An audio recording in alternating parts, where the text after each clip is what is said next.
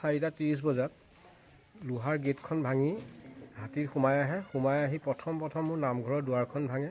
তাৰপিছতে আহি মোৰ গ্ৰিলখন ভাঙে। গ্ৰিল ভঙাৰ পিছতে মোৰ দোকানৰ ৱালখন ভাঙে।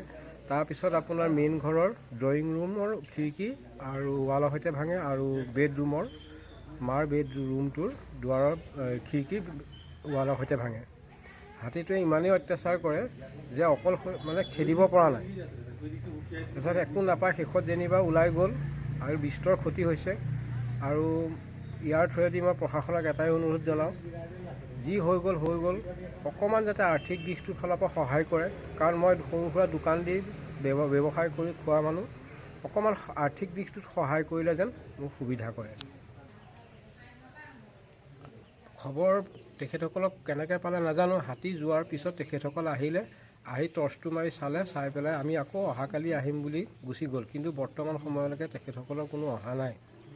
আৰু প্ৰশাসনৰ ওপৰত, ফৰেষ্ট ডিপাৰ্টমেণ্টৰ ওপৰত মানে এটা মনলৈ অহা প্ৰশ্ন যে এটা গড় যেতিয়া ওলায়, মোৰ ফালৰ প্ৰশ্ন দেই, ব্যক্তিগত, সেই গড়টো ক'ত আছে, কি পজিশ্যনত আছে, তেখেতসকলে A to Z গম পায়। কিন্তু এটা হাতী যেতিয়া সোণাৰী গাঁও, কামাখ্যা গাঁও, নাম কামাখ্যা গাঁও, গোটেই বিস্তৰ অঞ্চলত ঘূৰি ফুৰিব পাৰে, তেখেতসকলে হাতীটো ক'ত আছে, কেনেকৈ প্ৰটেকশ্যন দি ৰাখিব লাগে, মানুহখিনিক কেনেকৈ প্ৰটেকশ্যন দিব লাগে, তাৰ বিহিত ব্যৱস্থা ল'ব নোৱাৰে কিয়? মোৰ এইটো ডাঙৰ প্ৰশ্ন। এই প্ৰশ্নটো যদি উত্তৰ মানে মই নিজেও বিচাৰি পোৱা নাই, আৰু সেইকাৰণে তেখেতসকলক সুধিছোঁ, তেখেতসকলে বিচাৰি নাপায় কিয়? এটা হাতীয়ে যদি প্ৰটেকশ্যন দি ৰাখিব নোৱাৰে, জাক হাতী আহিলে তেখেতসকলে কেনেকৈ প্ৰটেকশ্যন দিব? আৰু আচৰিত কথা, এটা গড় কোন অঞ্চলত কি চিটুৱেশ্যনত কেনেকৈ আছে তেখেতসকলে প্ৰটেকশ্যন দি থাকিব পাৰে, কিন্তু হাতীটো কিয় নোৱাৰে? হাতীটো এটা গড়তকৈ বিশাল ডাঙৰ বস্তু। আৰু তেখেতসকলে যদি ইচ্ছা কৰিলেহেঁতেন, ধুনীয়াকৈ খেদি নিৰাপদ জেগাত হাতীটো অৱস্থান কৰাব পাৰিলেহেঁতেন, গাঁৱৰ মানুহখিনি, ৰাইজখিনি, দুখীয়া ৰাইজখিনি সহায় পালেহেঁতেন। এই ব্যৱস্থাটো কিয় নকৰে? তেখেতসকলেতো চৰকাৰৰ ফালৰ পৰা যথেষ্ট সুবিধা পায়, সেই সুবিধাৰ সদব্যৱহাৰ কিয় কৰিব নোৱাৰে?